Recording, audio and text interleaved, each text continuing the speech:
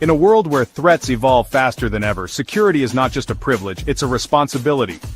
Your knowledge is your shield, your vigilance, the first line of defense. This Saturday, the Global Clusters presents a cinematic session of national importance. From the shadows of terrorism to the realities of local insecurity, from cybercrime to the safety of your own neighborhood. Our world is changing. Our response must be bold. Introducing Colonel Michael Gbenga Oshin, retired, a leader forged in the crucible of military and intelligence command. With decades of field-tested experience, Colonel Oshin delivers actionable insights and strategies you can trust. Learn how to protect your loved ones, your assets, and your future. Don't wait for danger to find you. Stand with those who lead. Be part of the movement that secures and empowers. Join us every Saturday at 9:30 a.m. West Africa time. Arrive with questions, leave with clarity. Security starts with you. Every action you take, every precaution you make strengthens the chain of safety for all. Brought to you by the Global Clusters. Visit theglobalclusters.org.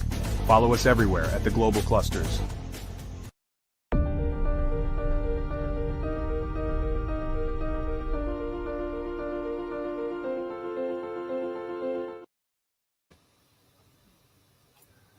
Good morning, good morning, good morning, good morning, or good afternoon, or good evening, or good night, wherever you are in the world. My name is Michael Gbenga Oshin. I am the 001 Global Cluster Security and the CEO of Clearcross Group Global now.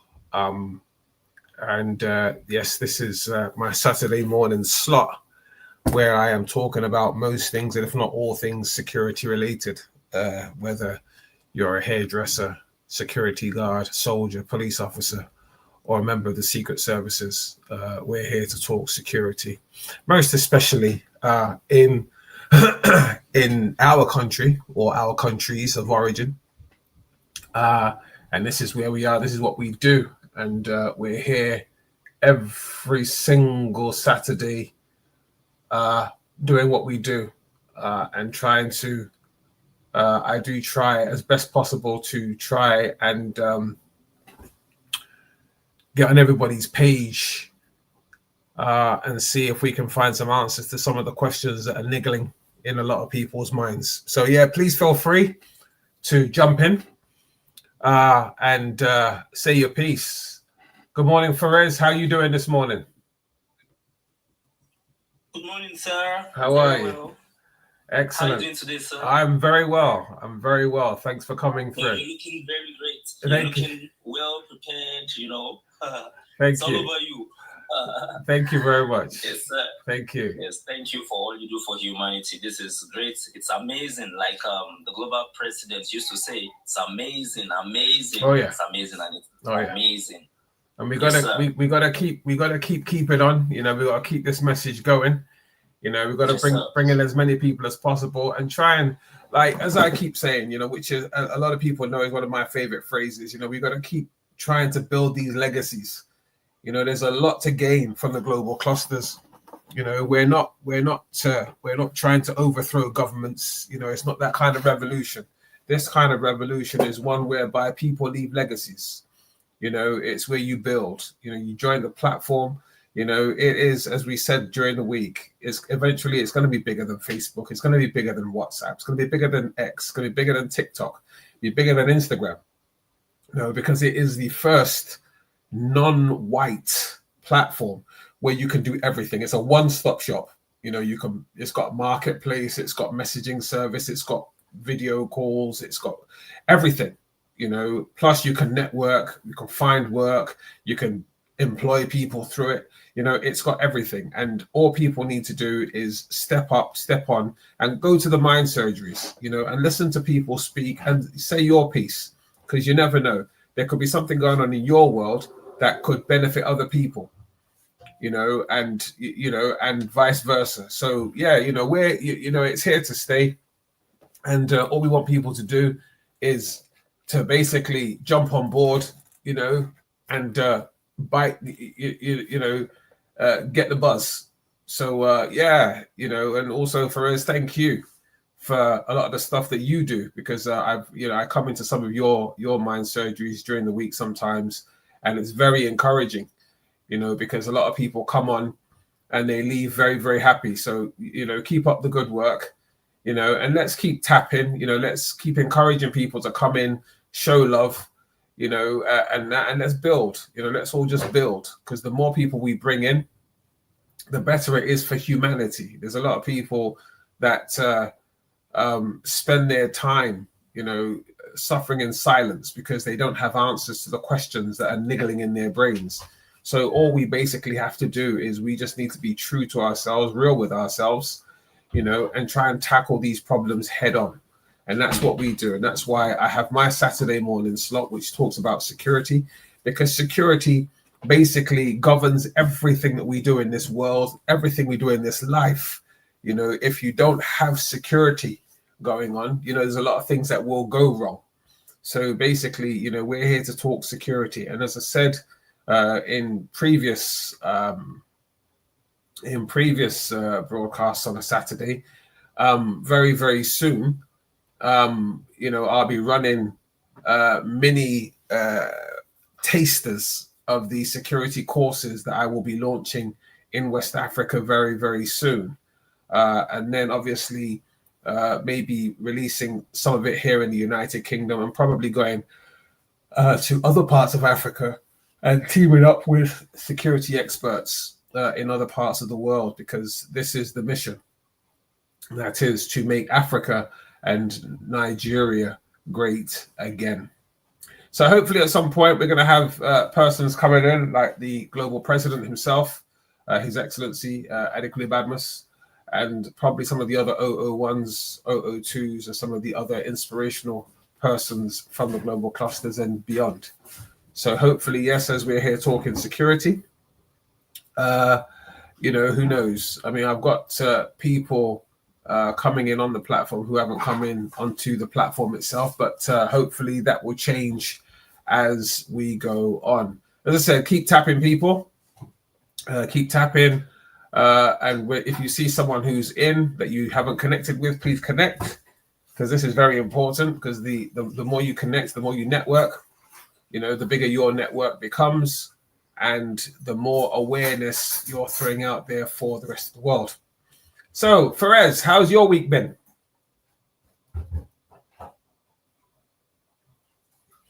Yes, sir. I've been here and there. I had some amazing moments. You know, it has been a very busy week, honestly. On Thursday, I had to anchor. I was at a program. I was there. Yes, I got home late last night, and here I am this morning. And just I made up my mind last night that I have to join this meeting this morning. And here in Kwara State, we have this general sanitation thing. You understand? Yeah. So it's supposed to end exactly 10 a.m. I have a brother whose wedding is this weekend, so I was busy all through yesterday and today, but I had to rest a little. You understand? Yeah. So that I can have enough strength to do the rest of what we have for today. I hear you. So in a moment, I'll be heading out because the engagement is currently ongoing. Okay. But I can, you know. Yes, sir. So it's party. Everything is going on well. I thank God. Excellent. Yes, sir. Yes, sir. Excellent. Yes, sir. So before you run off to the party, obviously I know I'm going to probably have you for at least an hour. Give me your views on anything security that you might have noticed or recognized this week that you think would be a good topic to talk about.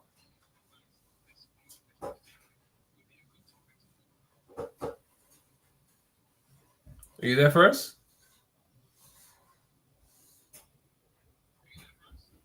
Well, while we wait for Ferez, yeah, I mean, I'm still very much, as I said earlier on, you know, my goal is basically to spread the message of security. in Africa, not just in West Africa, but all over Africa, wherever the opportunity presents itself. And not only that, there's a lot of ladies out there who do not, how can I put it, do not realize the benefits of being security aware. And I don't mean just clutching your handbag when you see somebody that doesn't look right walking past you. I don't mean crossing the road if a dog is coming. What I mean is knowing the signs. If you see something that is untoward, everywhere and anywhere. And this is basically what we're talking about, and there's a lot of people who work in the corporate world who, God love them. They have a job in the world of security. And as far as they're concerned, it is basically just that. It's a job in the world of security where they go to at 9 o'clock in the morning and they leave at 5 o'clock in the evening, or 9 o'clock in the evening, or 6 o'clock in the evening, or 7 o'clock in the evening, whichever of the three. But, do we actually know why we're there?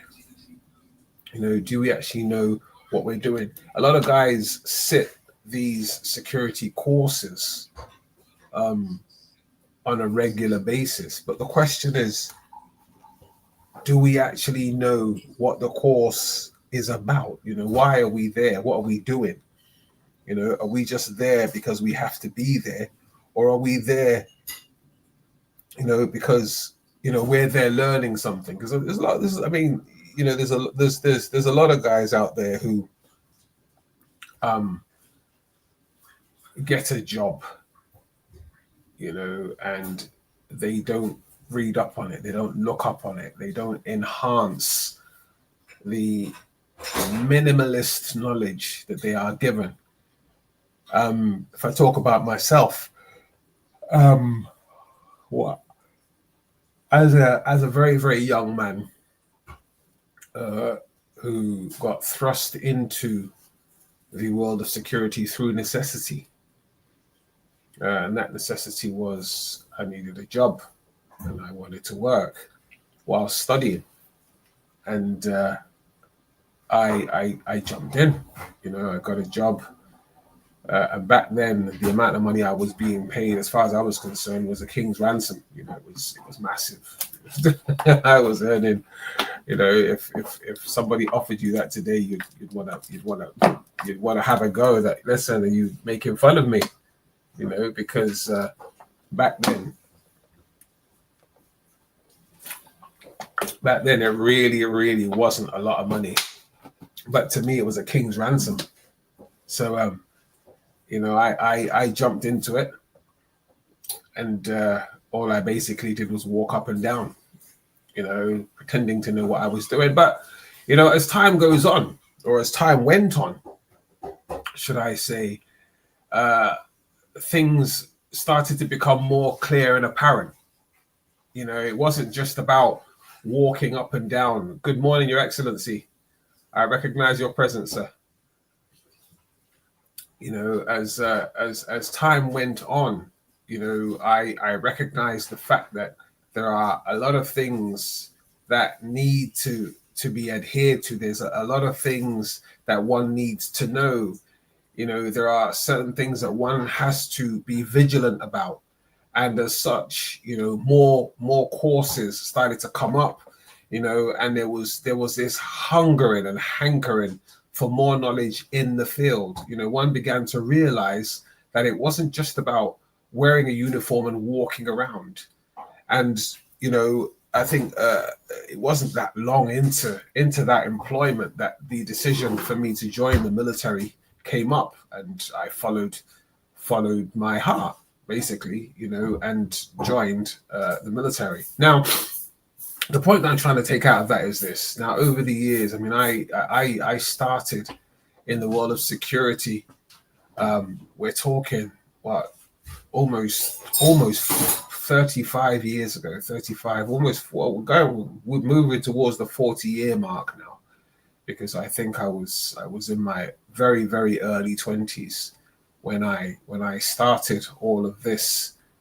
Now, throughout those years, the world of security itself has changed, and people have changed with it, and we've changed with it. We've gravitated towards many different aspects of security. Even though back then there was no training. Oh, excuse me. There was no training. It was all merely just a matter of you learning on the job. Now, all glory to God. Nowadays, those of us who have been in the industry for so many years are now giving back.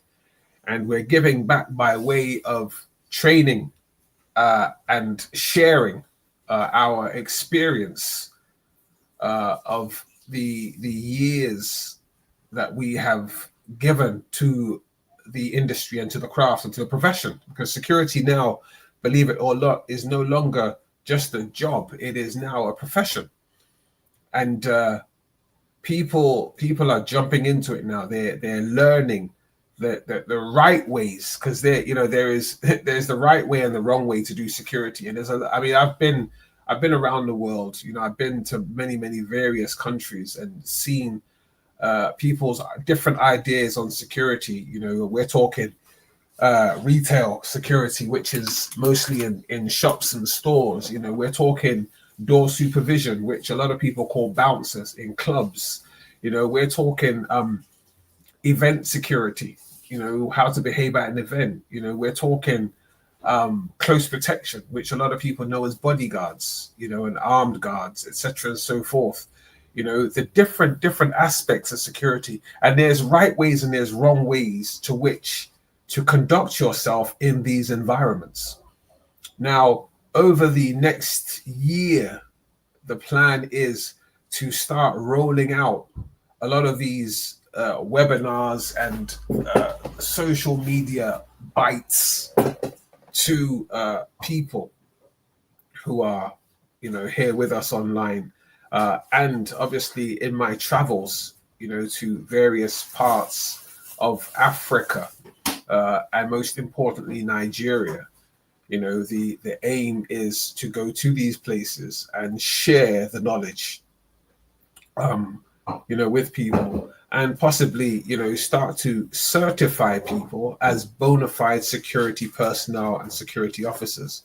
That is the goal, because what we don't want is people traveling around the world and getting work as security officers, but because they have so many bad habits, they have so many bad habits. We all do it. I can tell you many stories of the things that I did when I first came into the industry, which I thought was the right way to do things, but obviously wasn't. And I went about it the wrong way, and I had to learn. I actually had to learn on the job, by making mistakes. But what we wish to do is to stop people from making those mistakes, so that people can, you can travel around the world and be a good example of what security personnel are supposed to be like. I'm going to call Ferez in, because I think Ferez might be able to shine a little bit of light on something like that. So Ferez, please come on and shine some light on some of the stuff that has just been said, if you can. All right. Thank you, Retired Colonel Oshin. Thank you for this privilege. I quite appreciate. And everyone that's going to be listening to me, I want to appreciate you. I want to thank you in advance. I am thanking you in advance. The global president, I want to salute you. I think we lost him or something. Yeah, he'll be back. It's a network. All right. This is a powerful movement. It's not about violence. It's not about claiming lives. We're talking about how we can secure lives and property. You understand?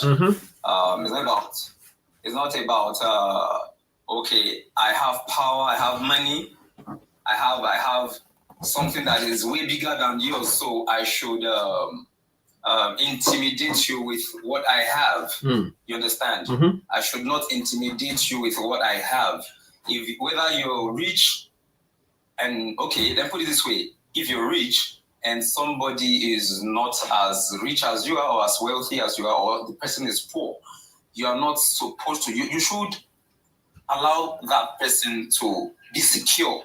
The person should not be feeling, oh, this guy, Otifo, like Yorubas used to say, Otifo, you understand? Yeah. So that's what we're talking about security. We're not only talking about guns, AK-47s, C4. Thank God I have a space to say this, you understand? Because when I say stuff like that, people used to say, guy, which one is C4? Which one is Canon? blah, blah, blah, intercontinental ballistic missile, blah, blah, blah. I told them, well, from the movies I saw in the past, I learned all those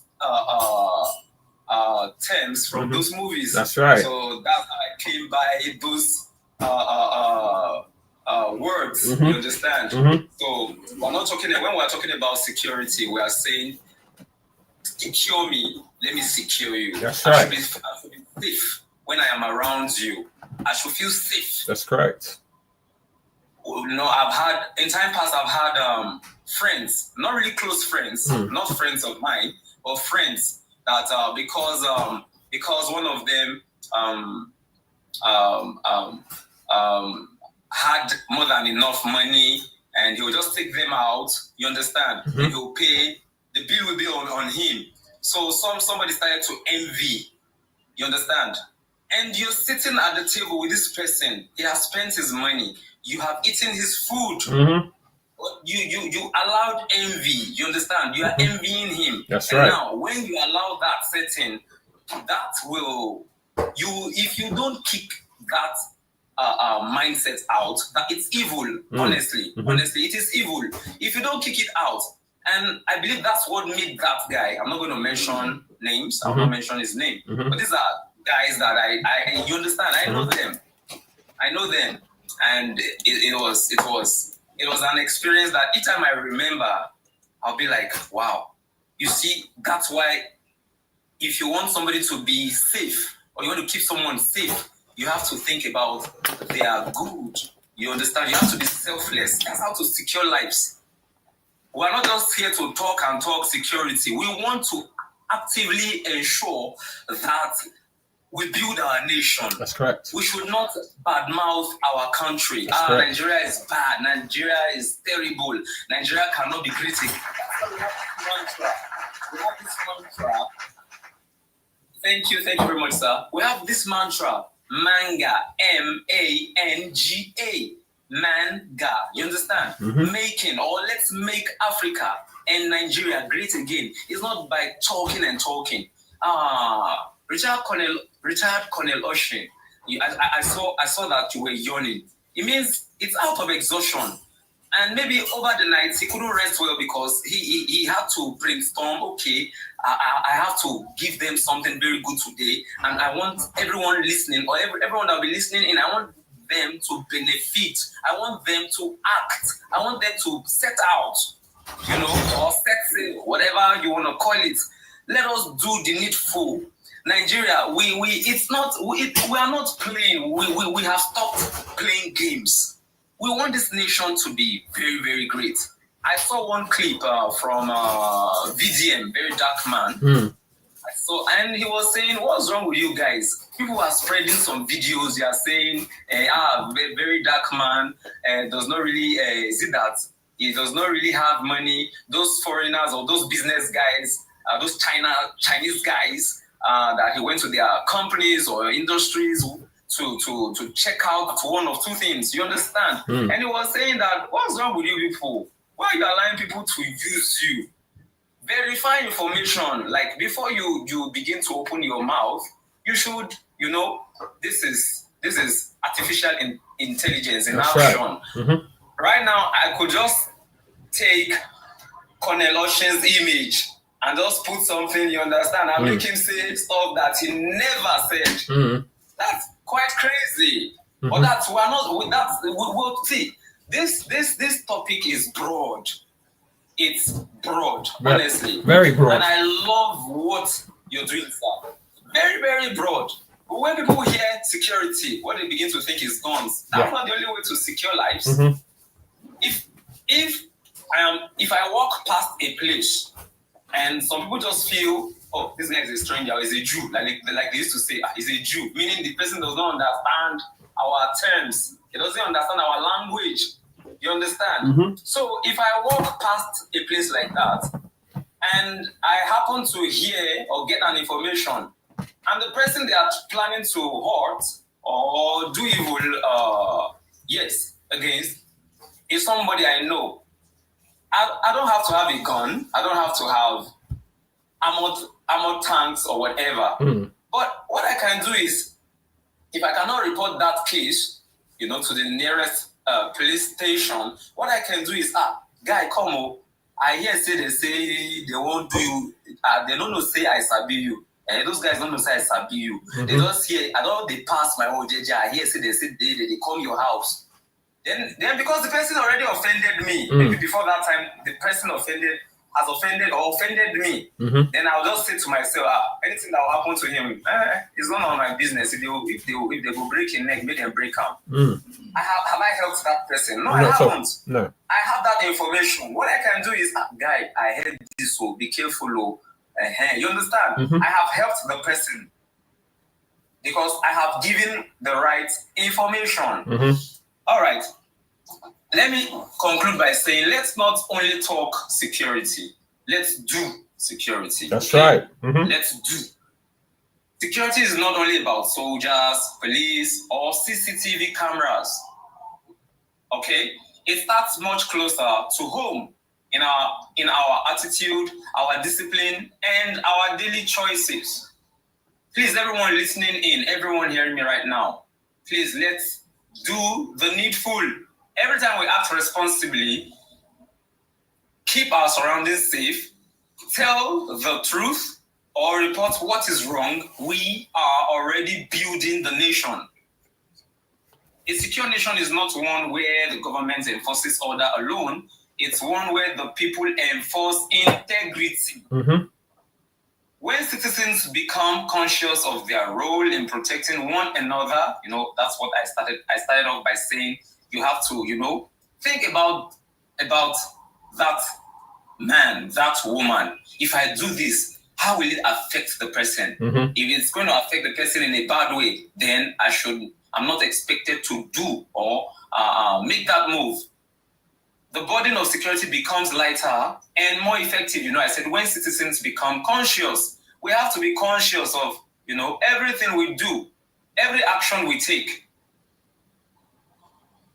And I remember, I think it was Mahatma Gandhi, in one of his stuff that I read, he said, that change, I've forgotten how he put it, that change you want to see or something, it has to start, you have to be the one to begin, you have to do it first. I shouldn't be looking at retired Colonel Oshin, where he's supposed to do this first. Until he moves, I will not move. You understand? Until he swings into action, I am not ready to swing into action. No. Do it at your end. Do the needful. So, each one of us is a link in the chain of national safety. When one link is weak, through carelessness, silence, or corruption, the whole nation feels it. Can you see? One move. What Colonel Oshin is doing right now, thousands of lives are being affected positively, of course. He's building. He is asking us to join, we should join hands. Let's build our nation together. China, you're talking about today. Asia, you're talking about today.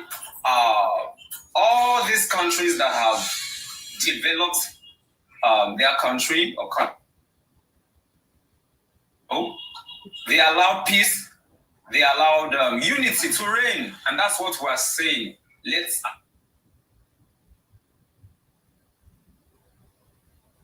us allow peace to reign by showing kindness, by being good to other people. Okay, please, can you still hear me? Yeah. All right, sir. Right, sir. So even the smallest act of awareness counts. Choosing not to spread false information online is a form of security. I'll say that again.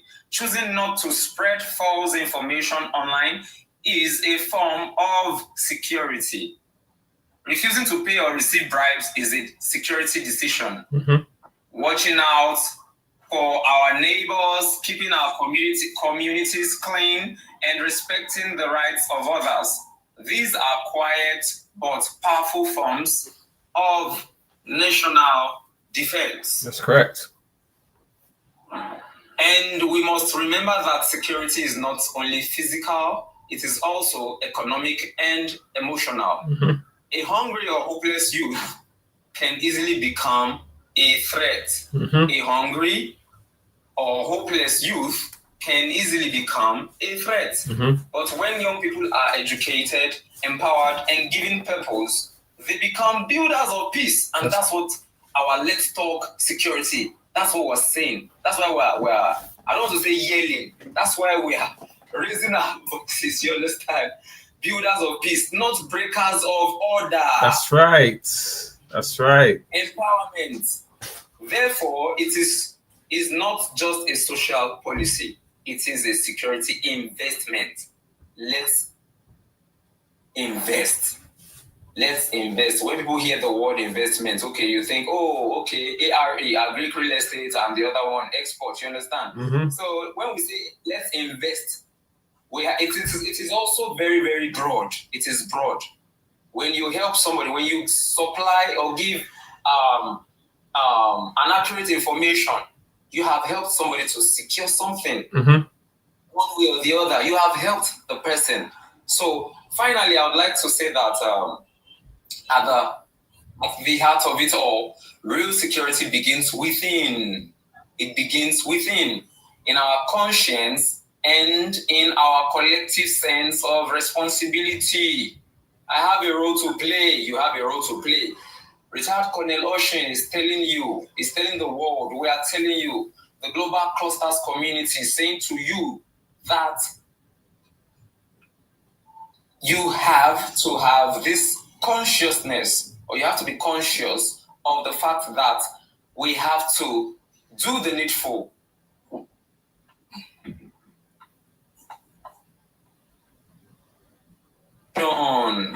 So, because when citizens become responsible, the nation becomes respected.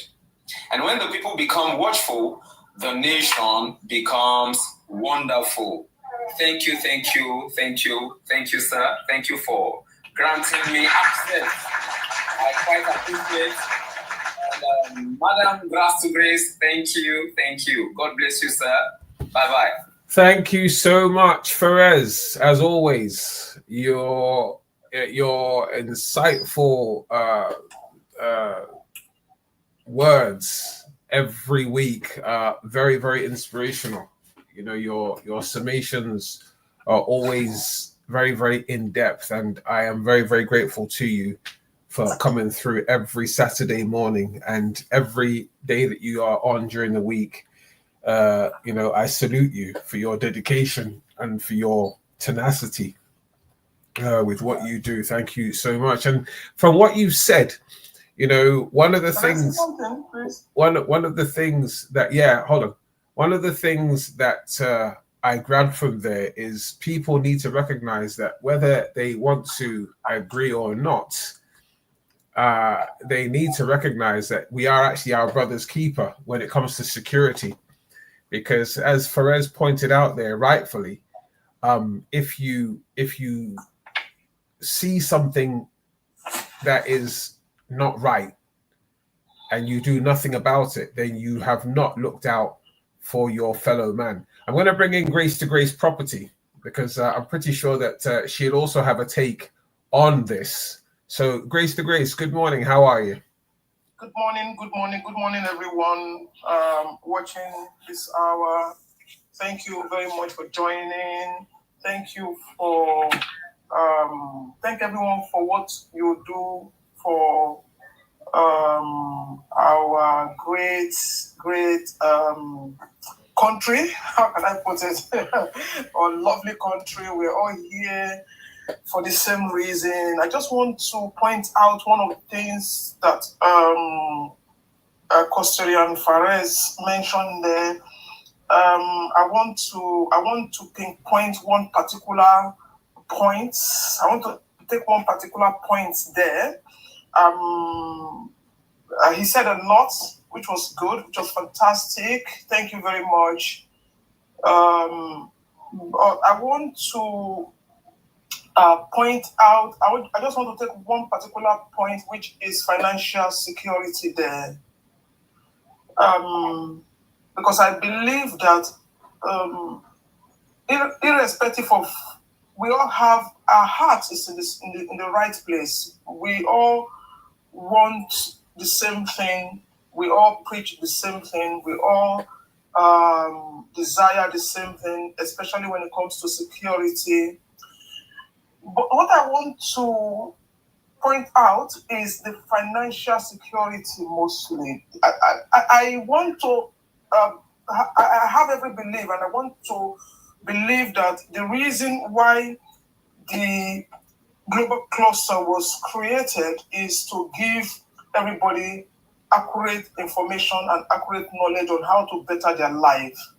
I also believe that a country or a society where there's no financial security, you will have lack of security there in any way, shape, and form. If we don't have financial confidence,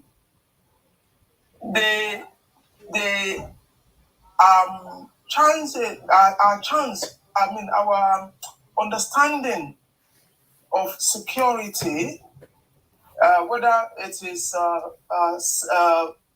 our safety or what other word can I use?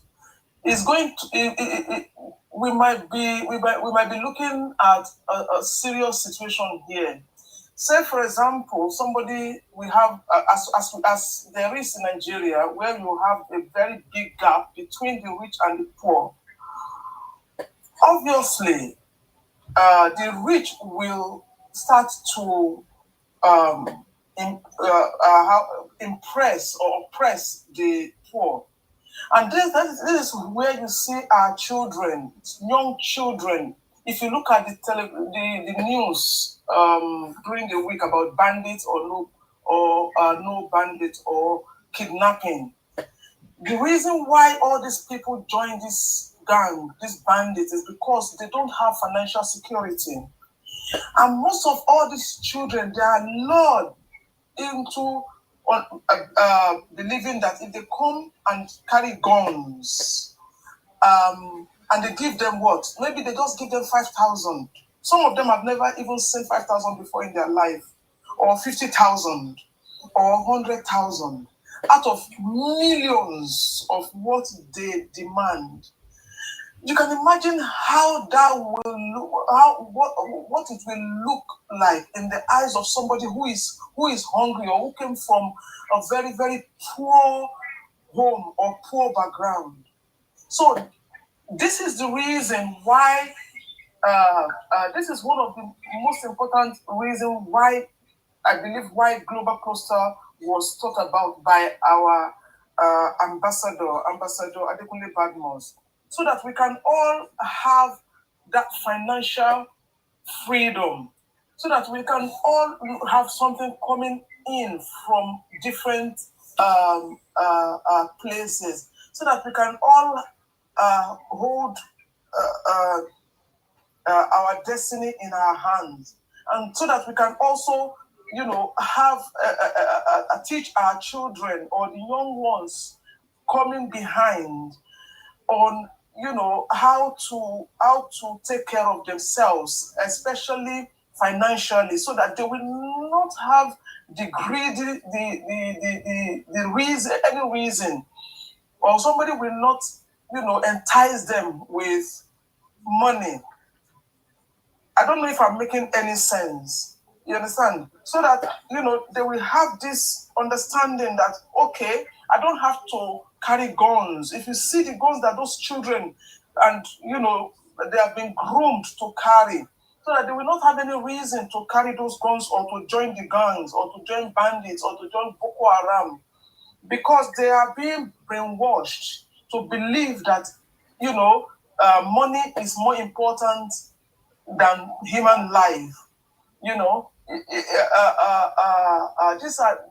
These are the things that, global cluster is all about, helping you to stand on your own so that, you can have that financial security. It's not, when we say financial security, it's not about getting millions, but at least being able to afford the basic needs.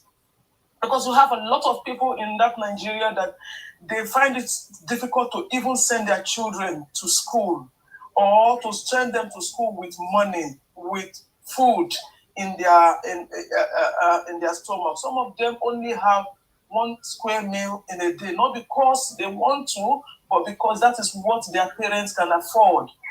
And for that reason, it is very easy for them to be brainwashed into coming to join one gang or the other. And when a child has been brainwashed, all this talk is going to be already too late. It is a prevention. I mean, it is medicine after death that will now start, trying to talk them out of it. And even it happens here as well when children come out of a poor background, or they have already been involved in or they are already in the system. It's very, very difficult, and not impossible, but it's very, very difficult for us for you to take them out of that system that they already used to, because that is where they find comfort. And these people grooming them, whether Boko Haram or gangs or whatever, they know what they know where to. I mean, they know they already have a way of giving them of talking them into all these things. But not only way, but by giving them money, by enticing them with things that they can only dream of having. You understand? So when we talk about security, we need to emphasize a lot about financial security and how to help this, how to entice these people, whether to the same accurate knowledge that has been going on, that is being held or spoke about during the week, to call them in so that they can come and understand why there is no need for them to carry gun, and why, because we can't save the world, but even if we save 1 or 2, I believe that that is 1 or 2 people that are supposed to, or that's supposed to perish, and we're able to save them. So that is my own talk about security, financial security. Why should Fares spoke about breaking orders. People will break orders if they don't, if they are hungry. People will break orders if they don't know where to go. People will not even know what to do at all. No matter what you say, if they don't even know where to get their next meal.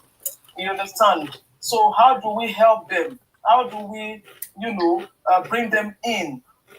There must or have to be a strategy to be able to bring them into from darkness to light. So that is my own big understanding of, or the basic understanding of, security. We have to we have to cut the tree from the root, not trying to trim it, because if that tree is already,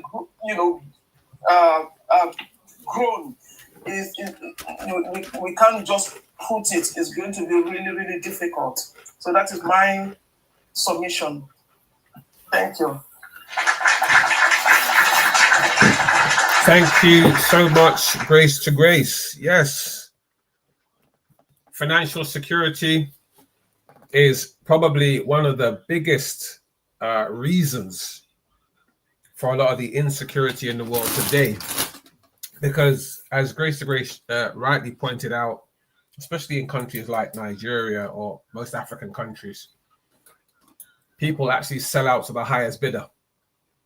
And it is a shame, because it shouldn't be like that. It shouldn't be like that at all. We should be able to differentiate right from wrong and do right, and allow the right to guide us and not let the wrong guide us. Because obviously I know that if we're going to live in the real world and we're going to talk real, a lot of people do things out of hunger. They're hungry, they haven't eaten, and if you're hungry and someone has just offered you a lot of money that you haven't seen in God knows how long, to do something negative, in countries like Africa, the first thing you'll do is fold. And if you don't fold, people around you will tell you that you're kind of silly not to. So if we teach ourselves, and this is why the global clusters is fantastic, in the sense that we've got people in all these areas that can educate you in all these different areas of your financial security, your personal security, your personal awareness, your health. That's another area of security, because listen, if your health is not good, because they say health is wealth, right? And you have to secure your health. This is how you are able to, or how you manage to walk around, and exist, as a person, as an entity, right? So, your personal security is very, very important. Your health, your personal health is very, very important. Your financial security is very, very important, right? And this is why, like I said, we have all these people here who can educate us, and lecture us in all of these areas. Let me take this opportunity now to welcome on board this fantastic Saturday morning the global president, His Excellency of the Global Clusters, in the person of Dr. Adekunle Badmus. Good morning, sir, and how are you? How was your week?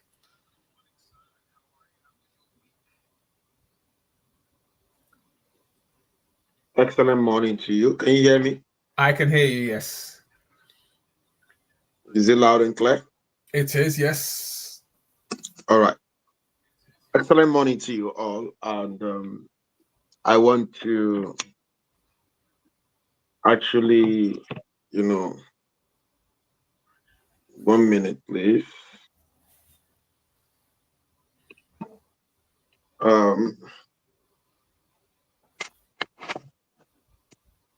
Thank you very much. It's a beautiful Saturday here in the Republic of Turkey, and formerly known as Turkey. And we're talking about security, and everything starts from the mind. Everything starts from the mind. We all need to understand this, and we all need to be cognizant of this, that all said and done, that from the mind. Everything starts from the mind. It's the issue we're faced with currently.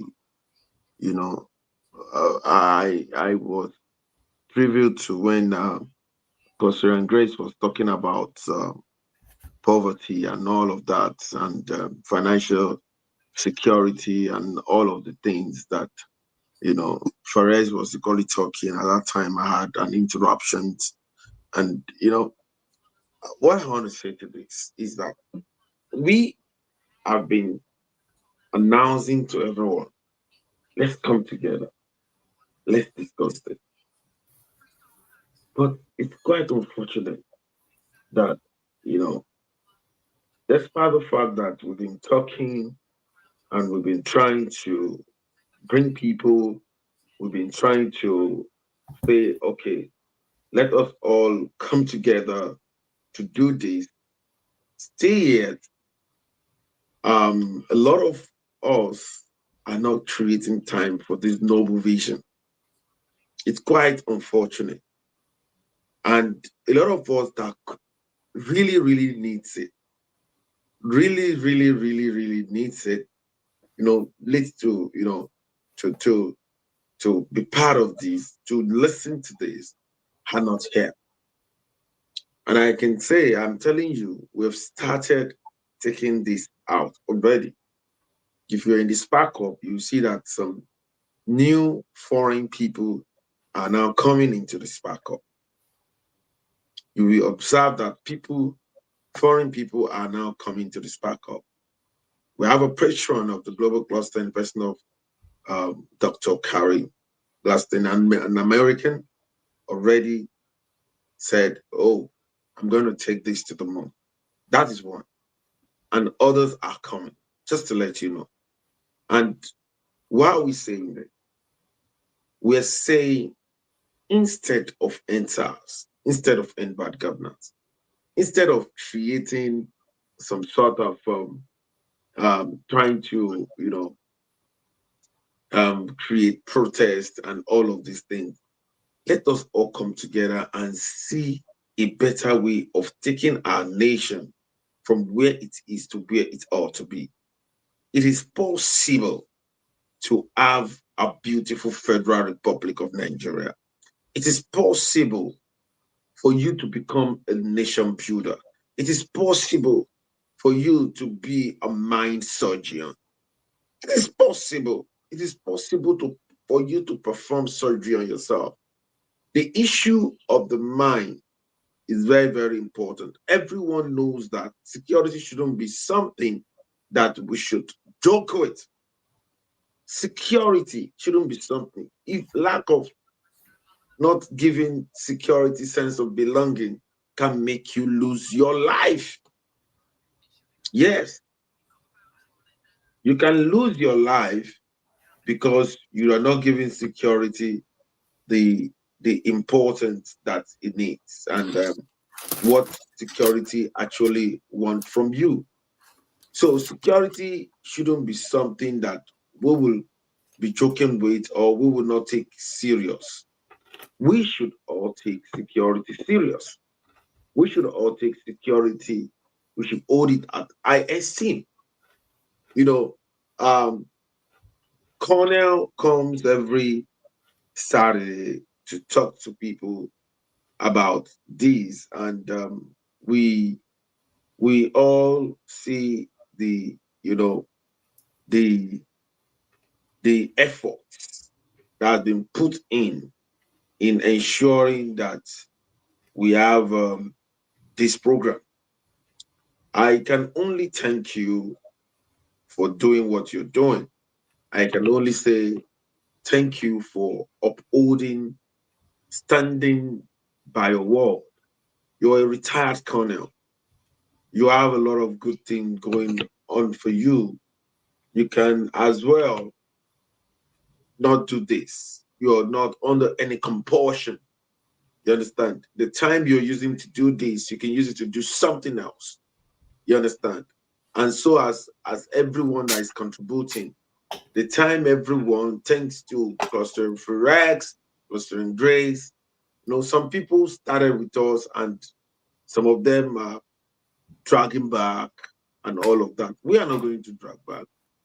We are taking this to the moon. We're taking this to the moon. And I said this. I've been announcing, and I've been telling everyone, let's bring these people together. Everything you've been saying about the global clusters has been sacrificed all the way. People are sacrificing to say, let's try intellectual movement. Let's try intellectual movement. Are you an African listening to us right now? Are you a Nigerian listening to us? Do you belong to any form of the underdeveloped nation? Try intellectual movement. And that is why you see we come here, we talk, and we're doing. We're not just talking and leaving it at the realm of talks.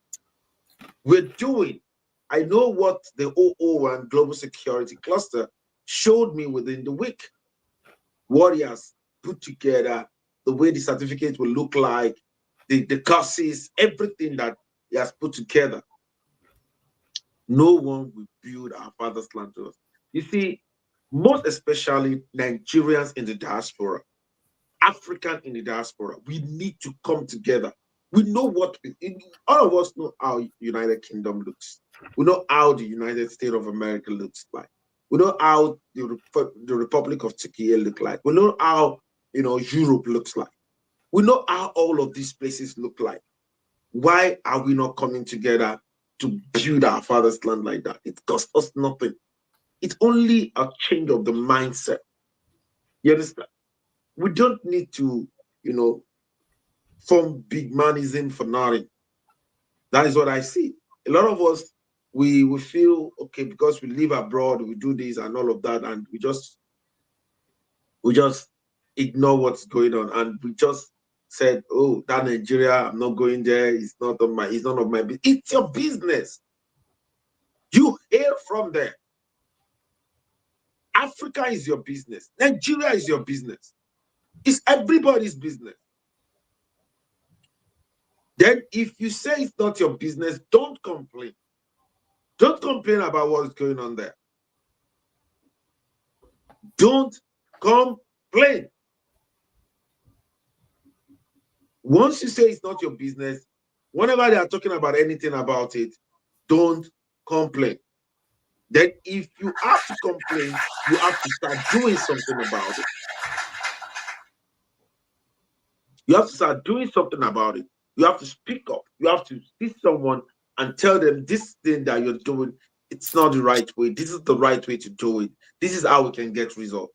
Add your voice and take action. We don't just, in the global cluster, and that is why we set up the first nation building social media platform.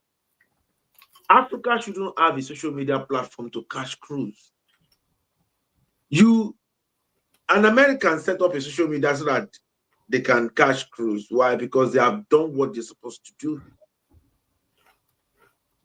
The Chinese set up a social media so that they can catch cruise. Why? Because they have done what they're supposed to do. Africans shouldn't have a social media where we will be catching cruise because we are still lagging behind. So, and that is why we came up with a first nation building social media platform, a place that you can call the University of Knowledge, Information, and Connections. We need to build ourselves. We need to support one another.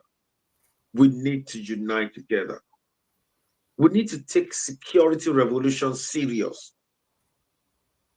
An African living in the diaspora has said, okay, I will lead it. Every one of us needs to give him the right support. Every one of us needs to invite ourselves to this program every Saturday morning from 9:30 p.m. Nigerian time. You understand? Every one of us needs to give this great man support. If you know something that can add value to the race, to human race, or to what we're doing in Nigeria, or to what is going on in Africa, come up with it. We're going to give you support. We have created a platform for that. And that is the global clusters. And when we came up with the global clusters, it was strictly premium. And we felt, okay, we want to affect the world. We have some free programs that we do on a daily basis. Okay, let's create global clusters Spark Up. And the Spark Up is free to all. Free. The calls get in from you. Call people in Europe, people in America, people everywhere. So it's connect everyone. Everyone can talk on the global cluster Spark Up. So it can act as your WhatsApp, it can act as your Facebook, it can act as your LinkedIn. There are resource material in the Spark Hub that can take you from where you are to where you ought to be. Today, I still posted a site where you can get as many books as possible for free to read. And everyone in the Spark Hub will have gotten it because I put it in the gist. The timeline there is called gist, where everyone can just say what's on their mind. Everyone can pour out what is on their mind. We are not here to joke. It's already going to 2 years. We've started this. And I can tell you, if anybody has known me before, you know, I don't blow smoke. I am the global president of the global clusters, and I don't blow smoke. I will put everything that I have into this. I will put everything that I have into this, because you have to come to a point in your life whereby you look at everything and you just look at, okay, what am I really living for? Why am I on earth? Because at the end of the day, when you think you're living to make money, when you have made the money, I'm living so that I can buy a house for myself. When you've bought the house, I'm living so that I can get married. When you've gotten married, I'm living so that I can have children. When you have the children, I'm living so that I can have money. When you have the money, what next? We are actually here to complement ourselves. And that is why all of us were better than one of us. Even as little as two of us, we are better than one of us.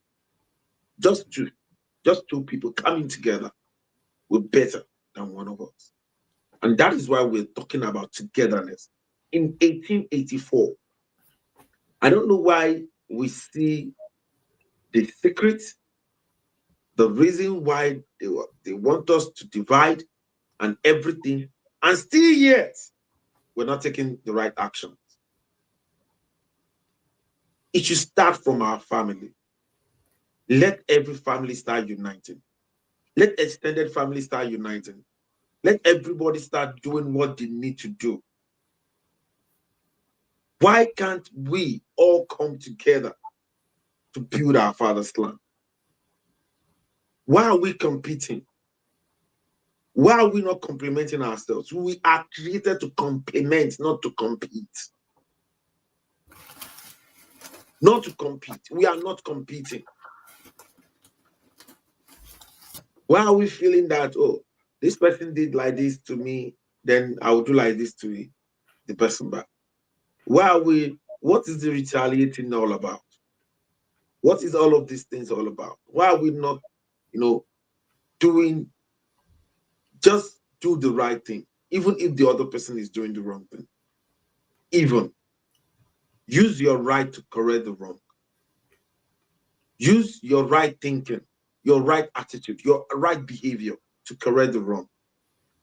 The truth of the matter is that when you are a clean water and you mix with a dirty water, and you mix your cleanness into that dirty water, that water is not as dirty as you met it again, because you have actually contaminated it with your clean water. It will not be as dirty as it was. And when you keep pouring those clean water into it, when you keep pouring it into it, just like the 001 Global Security Cluster kept coming, kept showing up every Saturday. It's taking it up now by creating digital courses. It's taking it up now by creating a time to visit Africa, to show himself to the to the commissioner, to the IGP, to the security chiefs. It's showing up now by doing webinars. It's doing it. It connotes that it gets pouring the clean water. Keep pouring the clean water. I can tell you for free that, the development we all crave for, the solution is in our hands. You are asking me who? I said you that you're watching. Either you're watching on YouTube, you're watching on TikTok, or you're watching on Facebook, or you're watching on the Spark Hub. It's in your hand. The solution is in your hand. You just need to put your own positivity into your father's land. We have a lot of security companies over there. And I know in one way or the other, you have come across our videos and we've been talking about all of these things. And we're saying, let's get this man to Nigeria. Let's give this man soft landing. Let us make sure that this man comes from all the way from the United Kingdom. He has gotten all the experience. He gotten all the knowledge. He's trying to bring the knowledge because the application of the right knowledge gives the right power. And most of us listen to this every Saturday and we just go like that. We need to do something. We need to volunteer into this revolution. It is no longer in news that we have security issues. You understand? We all know that security is a major issue. Being it, life security or financial security or different kind of security you could think of. Security.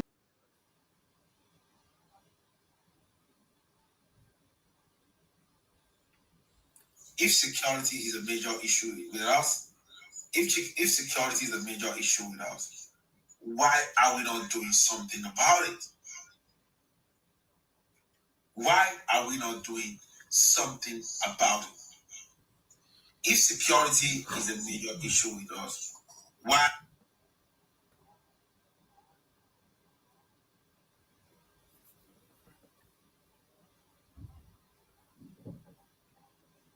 If security is a major issue with us, why are we not doing something about it?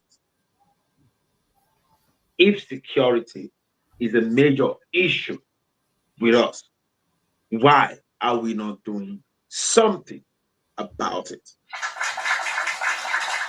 Why are we not taking the right step? Why are we not, supporting those that are taking the bull by the horn and they're championing a revolution like this? Let's talk security by retired Colonel Michael Gbenga Oshin. Why are we not supporting them? Why is it that when we discuss things that are not about nation building, that is where we find ourselves? Why is it that we're carried away by jokes, by comedy? I'm not saying we should not do comedy. I'm not saying we should not do what we do, but we need to, yes, you're going to speak, UK Press, you're going to speak. We're going to give you an opportunity to actually speak to us. You understand on what you're talking about? Yes, of course, I know. It's just that most of the things we have is just that too much of everything is bad. When you do too much of religion, is bad. When you do too much of jokes, is bad. When you do too much of eating, even too much of good thing is bad. So we should know that the kind of nation we all crave for, it's in our hand. It's in our hand. Every one of us, from the highest to the lowest, needs to do something. We need to balance the equation. We need to, and this thing starts, it's not about money. A lot of people think, oh, because some people are driving private jet, let them send money to the people in the village. Let them send money to the people that are hungry. No, it's not about money. It's about mindset. It's a mind. We have mind problem. We all need mind surgery. We have mind problem. Mind problem. It's mind issue. The issue we are all faced with is mind problem. The quality of your mind will determine the quality of your life, will determine your value system, will determine what you pay attention to, will determine what you give regards to. Mind issue is what we have here. Mind issue. I'm a Nigerian, and I believe my nation, Nigeria, is capable of becoming the world biggest economy in the world. If only every one of us, we are ready. If we are ready. If we are all ready to take the bull by the horn, to support initiatives like this security revolution, if we are ready to support the global security cluster of the global clusters, if you're ready to support the global clusters fully, if you're all ready to all come together to do an intellectual movement, to build our mind, we got to build our mind.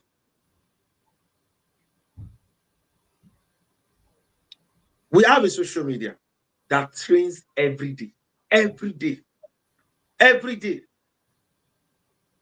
every day. Every day you have something. From the mind surgery revolution every Monday morning, to the survival strategies in the new normal every Monday evening, to the humanity revolution every Tuesday evening, to the genuine love revolution every Wednesday evening, to Project ARE, a Greek real estate and export, every Thursday afternoon, to the B2B network every Thursday afternoon again, to Accurate Connection Revolution every Thursday evening, to Certificate Revolution every Friday evening, to Let's Talk Security by retired Colonel Michael Gbenga Oshin every Saturday morning, to Accurate Knowledge and Information Revolution every Saturday evening, and to People Revolution every Sunday evening. It's a no-brainer.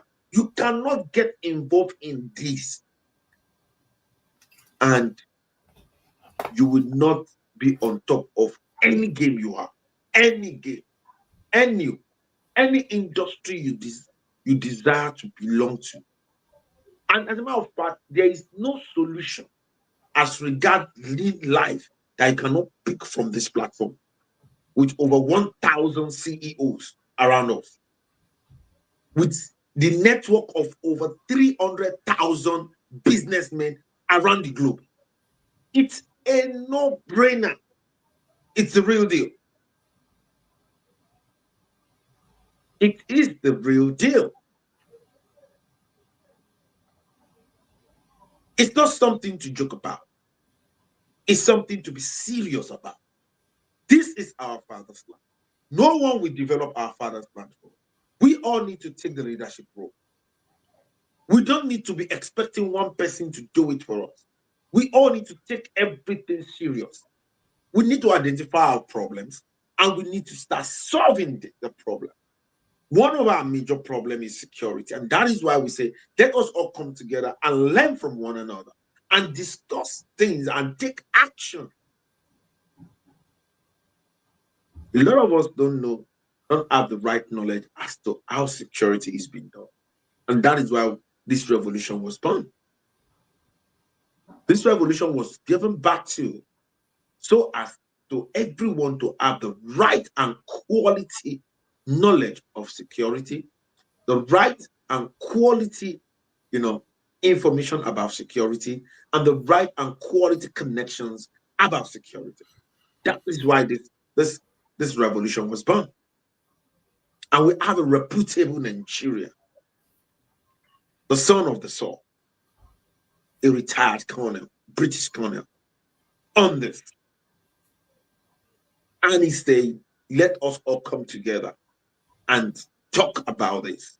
and take action about it.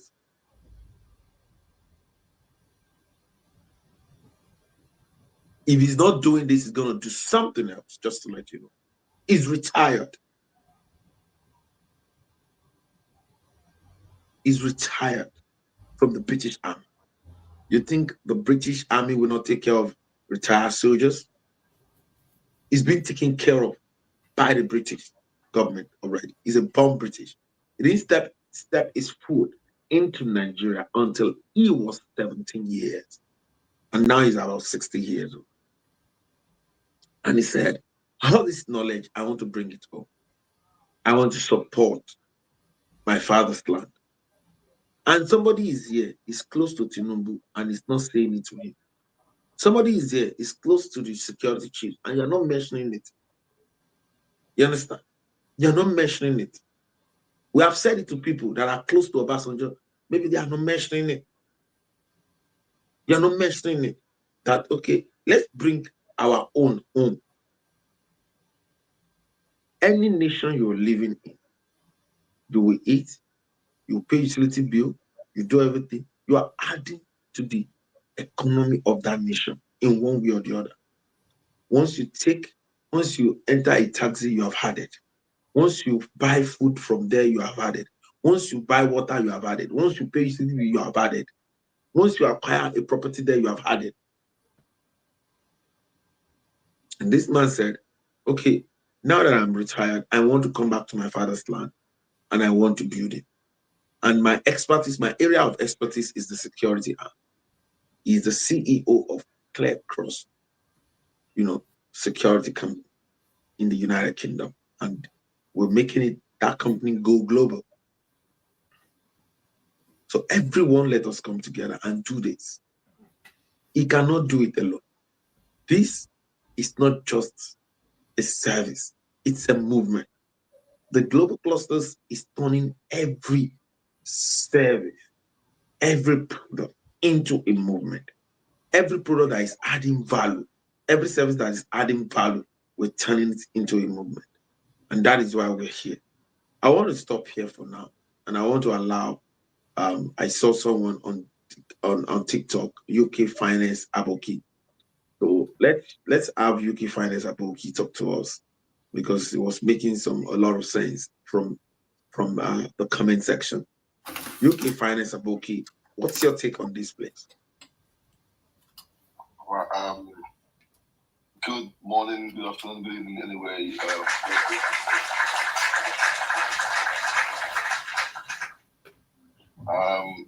My name is Michael Ibrahim. I'm a Nigerian and a UK citizen. I've known Gbenga quite a while. We worked together, we had a business together, we tried to do it in the UK, which we both, we tried, we failed, I believe. But, well, today I'm a CEO of 3 different pastors. Number one, I have a fintech bank, fintech license in UK. I'm the CEO of Tetrad Pay, an application to send money back home. I'm also a CEO of Basswood Energy, of a gas refinery in Nigeria, and also a CEO of Basswood Farms in Nigeria. Right. See, I've got businesses, multi-billion businesses in Nigeria right now. And I'm facing a lot of problems. My major problem is religion in Nigeria. My major problem in Nigeria is religion. You are absolutely right about the insecurities in Nigeria, no doubt. And what led to that insecurity in Nigeria is hunger. Right. I'll give you an example. I have a university friend that calls me every now and then for support. And one day I asked him, hey, Mr. Wale, how much do you earn monthly from where you're working? He said 250K. Okay, 250K. Okay. I said, you know what? I've got something. I've got a business that I can give you to work on to do that you earn about 5 million per annum. I said, really? He said, yeah, I don't mind doing it. I said, fine. I said, okay, I've got a farm. I've got a farm. I will give you 10 acres of land to plant rice. I've got over 1,000 acres of land, rice plantation in Nigeria. Right. Come and take 10 acres of land. All the machineries are there. You have every support that you need. I'm going to give you a one bedroom flat to live for free on that farm. You will earn 100,000 naira per month. For every 3 quarters, you will collect 1.2 million based on what you grow on your farm, because we know having tonnage of paddies of rice that you are supposed to get on the farm. So you will definitely get at least 2,000 2,000 tons or 1,500 tons extra, which will fetch you about 1.5, 1.2 million every 3 months. So if you're doing that, you have a home over your head, you have blah blah blah, you are fine, you're secure. My guy turned out to be like, oh no, I can't do that. Now, my point is that, you see, a lot of people want to come to the town, they want to come and do a car driver, graduates, and they say, I'm a graduate driver, I'm a graduate, I've got a job, but I'd rather drive a car. But if you call them to come out of the farming, a modern farming that you don't actually use your hands, you'll be on the farm 6-7 hours in a day, and you're good. They don't want to do that. They want fast money. And if it's not fast money, they want to go to church 6 days, 5 days in a week and pray for prosperity. Those are the problems I think we're facing in Nigeria. And I want someone to look into that and give us advice on how we can do that, how we can abolish that, how we can come past that. Because I've got 1,000 acres of land. I've only used 300,000 out of the land. I need people to work on the land. I will pay them. I'll honor them. But they don't do these jobs. They rather go and drive the Okada or drive a moped or do something in Lagos or in the city rather than come to the farm to provide food. Why do you think they do that? Mr. Lawal, why do you think they do that? They're lazy. No, they lack knowledge. They lack knowledge, they lack information. In continue Batimo, Ujunyo. That is why we have a movement in the global cluster called Project ARE, Agric Real Estate and Export. And we train every week. But instead of them to come for the lecture, they will not come. They will not come. Yeah, they will come. Agric used to be the thing before oil. It's a no-brainer. It's one of the things you can use to have financial security now. We are in the community, we are doing it. We have about 411 acres. As a matter of fact, we can adopt all your land and join you in this movement. We have about 1,000. We can meet after now, and I will connect you with the 001. I need someone to write the 001. That is Dr. Sheima Kinde, please. Please kindly help me write, Cluster and Grace, help me write Dr. Sheima Kinde to come on the show, to come and meet Mr. Lawal. So we can actually collaborate. We have a concept. And we felt that, you know, before we have computer science, there used to be computing and there used to be science. It is a combination of computer, and it was the combination of computer and science when innovation came that gave back to computer science. We used to have mechanical engineering and elect engineering. It was the innovation that came about when robots came and gave back to mechatronics. You understand? That was what gave back to mechatronics. Now, what we are saying is that innovation has come. There is a mantra even in Nigeria: Operation Double Your Export, Operation Non-Oil Export. You understand? In the 50s, agric used to be the thing for us. When oil came, instead of it to complement us, it came as a distraction to us. So let everybody go into agric. Let's farm for ourselves. Now we are saying they've been power. Every power yen. Anile repete evident power. Are we normal? Sorry to cut you, sir. Go ahead. Let's explain it like that. Go ahead. I'll just give an example of a close friend who I asked me for a favor, which I've done favor for like a few times, and I look like it's not me giving you answer every time. You can actually do better. You can earn better from what you're getting from me, or you're asking me for. But guy is not. Is a graduate who got this from LASU. You know, like come and do this. And even if you can't do it, find people, get people around, get 20 people to do this, and on top of everybody, maybe you get 50,000 naira every month on top of it. You know, that's something they are not ready to do this. You know, they just want to keep begging, which is frustrating.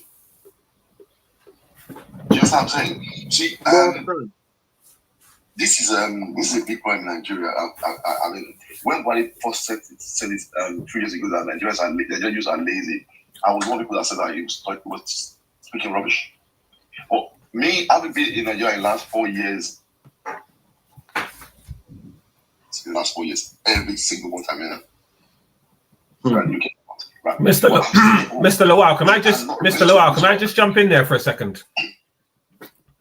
Now, I have a question. Now, my question is this. Now, Global President said it's their mindset. You're saying that they're lazy. Now, this is my take on it. Now, being an Anglo-Nigerian who has visited the country on many an occasion, and not only that, you know, thank God for social media and people's ability to be able to communicate with you without leaving one spot. Now, because of I would call it the cultural mindset of people back home who believe that because you do not live in the same country as them, therefore you must be doing exceedingly well and you've got enough money to throw around. Now, when people start to encourage that, it gives birth to a lot of the things that you're talking about. Now, you say you've got lots of land and you're trying to encourage people to come and work and make money and earn money, right? Not just a job, but you're actually giving them the opportunity of a profession, you know, and a big livelihood whereby they can make or create a legacy for themselves, you know, in that manner. But unfortunately, because of the mindset, and this is why I said earlier on, and I think you must have caught it when I said it earlier on, when we're talking about security, right? Security is vast. Now, if the security of their mind isn't placed in the right place, right? The security of their mind is missing certain aspects. This is the reason why people continue and continuously believe that all they have to do is make a phone call and ask for money. You know, they've got the opportunity there to take the net as opposed to taking the fish. Do you understand, right? You have a choice in life. You're hungry and you either want the fish or you want the net. Right? The fish gives you the ability to eat right now, but the net gives you the ability to keep eating. Right? Now, if your mind isn't secure in that aspect, whereby you think net and not think fish, this is where we have a problem. Mr. Lawal, over to you. Yeah, I think we're saying the same thing. Totally. 100%. You know, and it is a shame. You know, it is a shame, but it's, as Yoruba people say, right? Because all of these things are fixable, right? As much as a lot of Nigerians, but this is obviously the older generation who would happily turn around and say, oh yes, well, there's nothing we can do about it now. It's here and it's here to stay. I totally disagree. I totally disagree, right? We have to be positive thinking, right? If you have a positive mindset, nothing is impossible, right? Nothing is impossible. I say to people, listen, you obviously love your situation. That's the reason why you're still in it. Because if you didn't love your situation, you'd do something about it. There's no point in you sitting still in the same place or rolling around in the same feces every day and complain about the smell, right? Whereby you could have got up, cleaned yourself up, put on fresh clothes, put some perfume on, right? And smell different, right? There are a million things that we can do, right? In Africa, right? In this life that we're in, right? I'm glad that you're here because this is a positive platform. The whole of the Global Clusters movement is a positive platform. And the reason why we say the things that we do and do the things that we do, the reason why we hold all these mind surgeries is because of the fact that we're trying to bring people's mindsets back to the positive. Yes. Right? And that's what we do here. Right? That's what we do here. And as has been said over the weeks, you know, it's been open to Africa for almost 2 years now, right? Now we're rolling it out to the Europeans and to the Americans, right? But as I warned last week and the week before, don't complain, right? When you start seeing a lot of non-colored faces on the platform, right? Telling you what to do, right? You've opened the doors to people like Trump, right? You've opened the doors to people like that to come in and be dictators over you. The Bezos. Right? You are in a position, you are in a position now, right? To dictate what goes on in Africa. Right? You are in a position. Yes, it's going to be hard, Mr. Lawal. It is going to be hard. Nothing that is worth doing is ever easy. Right? We're all going to face uphill struggles. I don't expect to walk into Nigeria and for people to open their arms wide and accept me. Right? I found this out, you know, from last year when I went there. Right? People will promise you, people will say all sorts, right? But they really and truly want to see what you've actually got before they commit to it. Right? And everybody knows that if you've got business in Nigeria, right, if you don't supervise it yourself, it's going to go down the pan. Right? So the global clusters, I mean, the global president, you know, I take my hat off to him every time because he spends like 1 month in Turkey with his wife and kids. He spends 8 months to 9 months to a year in Nigeria, making sure that things are running smoothly. That for me is commitment and dedication. And that is what we all should be showing here for and within our individual clusters. And those who haven't joined a cluster, please, the Spark Hubs is free now. Right? The Spark Hubs is free. Jump on, register, right? Connect and network with people on there because there's always going to be someone on that network, right? That is in your field, right? Let's grow these fields, right? Let's come together, right? As a collective, right? Let's come together as I said earlier on, we're not trying to take over. This is not a political movement by any means. It's not. It's got nothing to do with politics whatsoever, but it has got everything to do with progress, right? It has got everything to do with building. It's got everything to do with mindset, right? So if people are hearing it and they're getting scared, good, right? Good. If you're scared, good. Because when people start recognizing the benefits from every one of these clusters, right, they will realize that we're not here blowing smoke, as the president says, right? We're here being factual. On that note, I want to bring in Cyprian, Clusterian Cyprian, because he's another person who I love to hear from because a lot of the stuff that he talks about makes absolute sense. And I'm pretty sure, Mr. Loa, if you hear what Clusterian Cyprian has to say, right, you'll start to build a picture within your mind as well as to the fact that, you know, a lot of the things that we do here, we're trying to pull people, we're not dragging people, we're trying to pull people along and pull people up. Clusterian Cyprian, how are you this morning?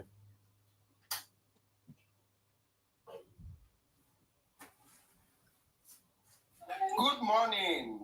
Colonel Oshin. How are you, sir? Global President.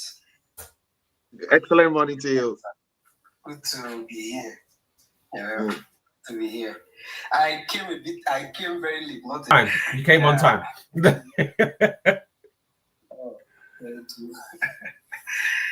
Okay.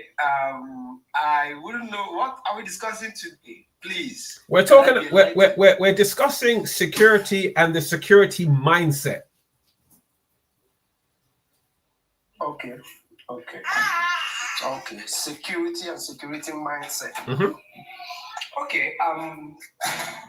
Yeah. The truth is that security, whenever the issue of security is talked about, let me say, Nigeria, countries, we always think of those security agencies like law enforcement agencies like police, soldiers, customs, and all that. We don't really understand the holistic approach of security, which is the major issue we are having as a people, because of the fact that those law enforcement agencies we are looking up to, those people we see as our security, they are, but we are also securities if we understand the importance of security, and if we also have a broader view of it, because they cannot really work effectively or efficiently without our efforts, without our help. You understand? And because we took it for granted, we had to learn from experience. But it's a great thing that right now people are actually beginning to, adopt that holistic approach to security. People install CCTV cameras in their homes, even if there is nobody out there. They try to at least get hold of their environment, be in charge of what's happening, and which I believe is actually the first line of action. Like the place where I was living some time ago, we were robbed. It was actually, it was supposed to be a compound with up to 8 flats. Now, robbers came in, they robbed 3 flats, and we are leaving before one of them gathered courage. They will finish robbing a room, and then they will force the couple into the bedroom. Though we are still there, lock the bedroom while they move to the next flat. So even when we are already robbed, you have courage to noise or do it action. So that was how they did it. And eventually, by the time they were done with the third person, the first person gathered the courage to come out and ring bell and all that. By the time we were coming out, I was lucky I was not affected. So before we came out, they ran away with their gun. They came with gun, but not really that sophisticated gun. They came with pump action or thereabouts. So after that, we sat down to explore all the loopholes we had within the compound that made it very easy for them to, penetrate us. And actually it was really bad. It was humiliating. Some we are caught right on their bedroom. I don't know if you understand. Not as if they opened the door for the thieves or something. So we are caught right in their bedroom with their wives, you understand, with on gunpoint. So that's very humiliating. So after that, we came together, purchased a lot of lights. That's not even where we live, not our own personal house. This is a rented apartment. So we came together, bought floodlights that the landlord did not put. We were able to buy security camera and install it, and we did a lot of things. And today, in fact, they came again, but they didn't succeed, because even they installed black wire on the fence. We used to plug it every evening. Most times, even if we plug it throughout 24 hours, because the fence is too high to get into contact with people. So they didn't have the courage to enter because they didn't know if that was connected or not.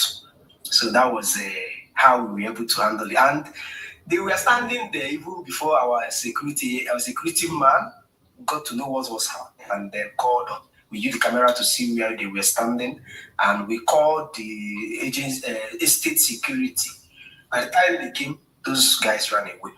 Well, what am I saying in essence? We most times why we become victims is because we think security work is left for the police and the army and the soldiers. Yes, that's why. By the time each and every one of us start reporting things around us, start even, setting up primary security system, at least being in control of our house. Like, you can't enter my house without my knowledge. There's difference between you entered me, I entered my house, than you entered and met me sleeping.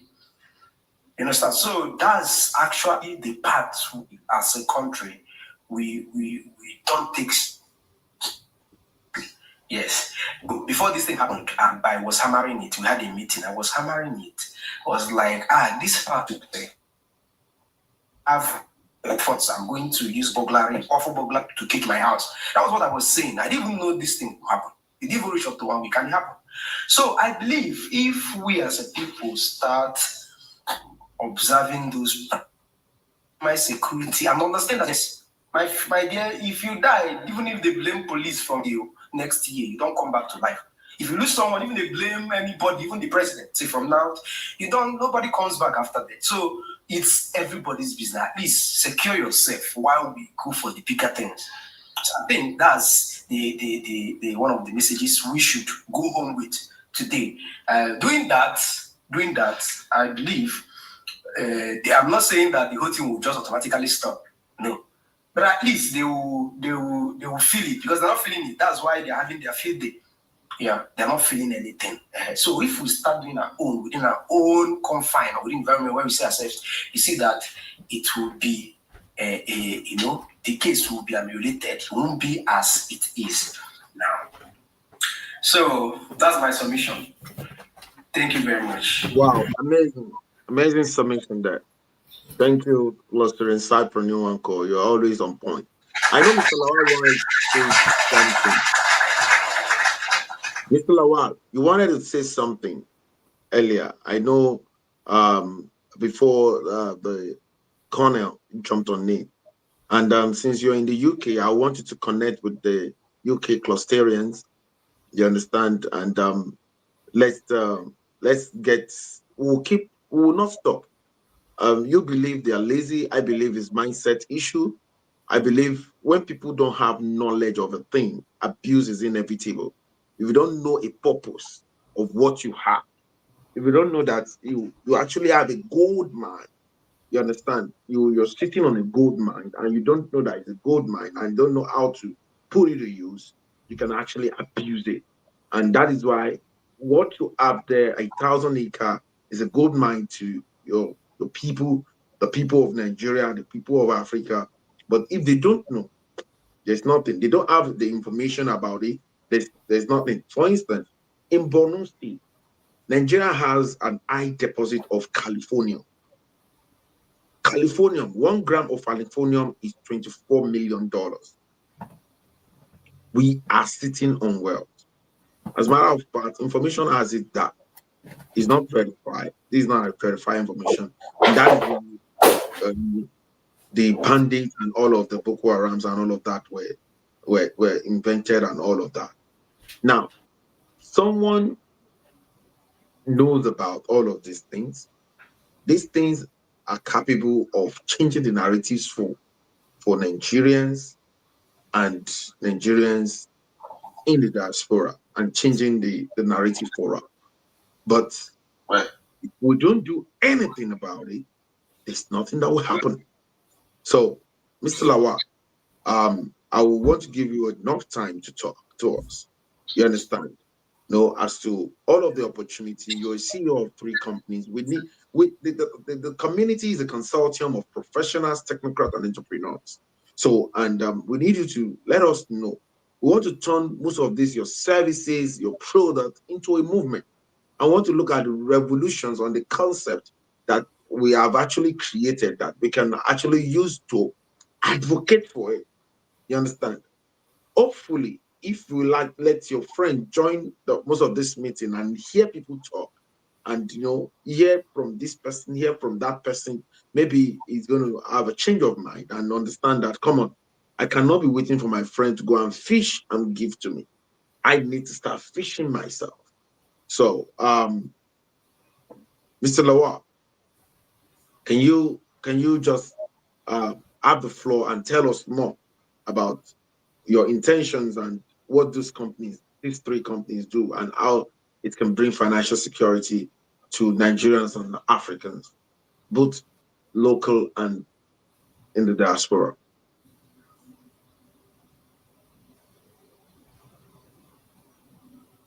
Mr. Lawal, over to you, please.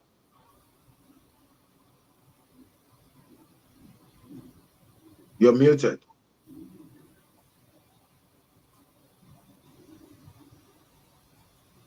Hello, Mr. Lawal. Are you there?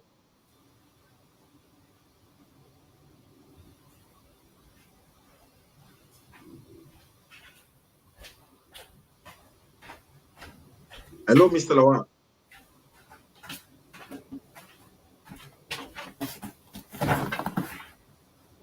Mr. Lawal, you still there? I'm sure he's not there. Yeah, he's there. Oh, he's there, okay. I mean, I'm just going to jump in quickly. What Mr. Cyprian said earlier on is talking about everybody taking accountability, doing your bit to support your community, i.e. seeing your neighbor's kids, eating these kids, dropping a piece of them, the pack of biscuit on the floor, telling them to pick it up rather than just ignoring it.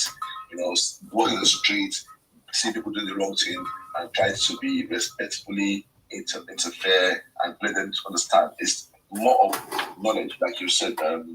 Gbenga earlier on, more of interfering into things that you think is not good and try to educate everybody as much as you can, And for example, in my compound where I live in Nigeria, when I was in Abuja, they know me now as the house is different from what it used to be like. The estate is different from what it used to be like if I move in there.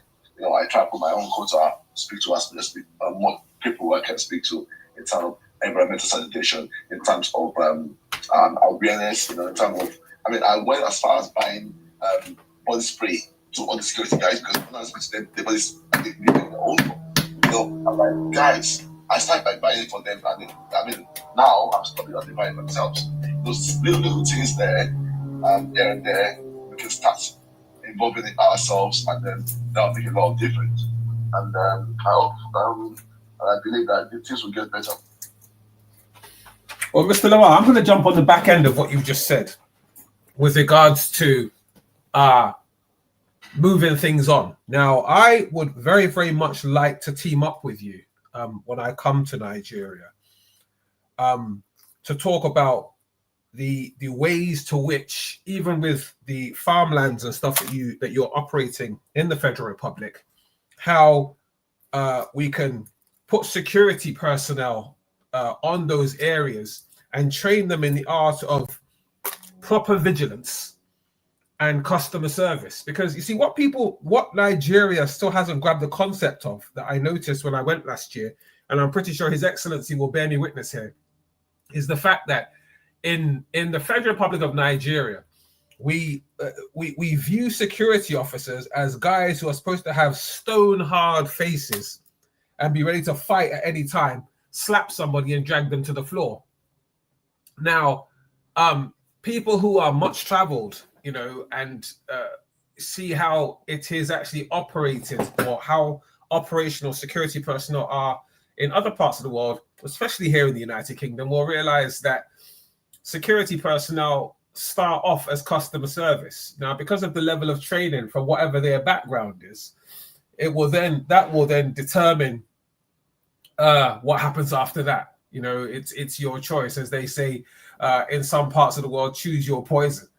Now, one of the many things that I'm hoping that we can come together to talk about is how we put teams of personnel together, right, and train them in the art of doing things properly. Now, you said earlier on that, you've got friends who they've got qualifications, but they got no work.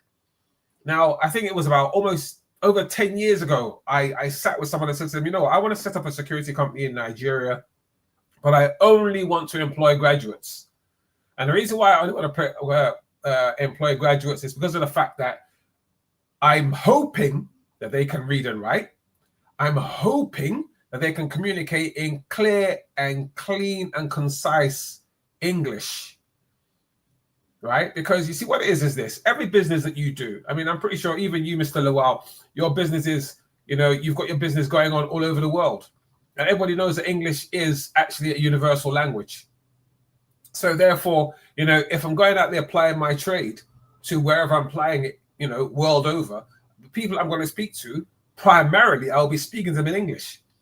Right now, within my field and within my profession, most of what we do, right, is vigilance and report writing, right? I would like to have my staff being able to write me a clear and concise report as to what happened and how and why it happened. You understand? Now, these are the reasons why, you know, when the former president or the late president turned around and said, all these youths are lazy, right? I didn't agree with him either, because I felt to myself, well, you know, I felt that's kind of rude because, number one, you haven't made an avenue for there to be employment for these people anyway, right? So if you've got no work, obviously, there is no job, right? If there are no avenues, then there's no employment, right? Now, within the Global Clusters ARE project, there's opportunities for people to work tirelessly, right? Make a lot of good money within the land area, right, of ARE. There's opportunities for people to own their land and make employment for other people, whilst at the same time still making money, right? And that's where, you know, people like myself can then come in and say, okay, fine, you know what? On your 1 acre of land, I will give you 4, 5, 6, 10 men, right, who will look after that, make sure that no one's doing anything untoward on your property. They'll patrol it, make sure that everything's fine, and report back to me, right? These are all means and ways of progressing forward with whatever our project's dreams or aspirations are.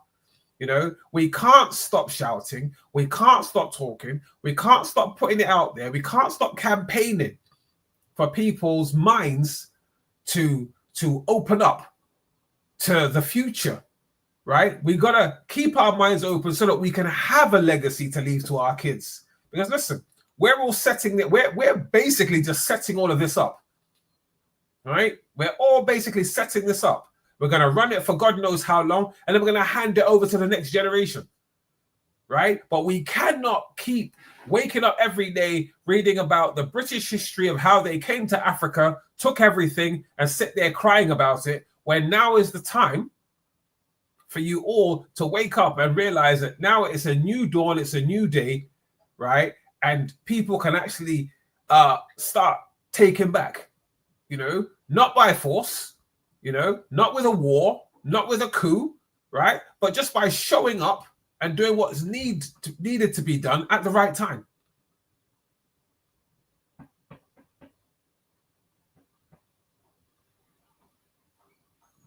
Your Excellency, what's your view on that?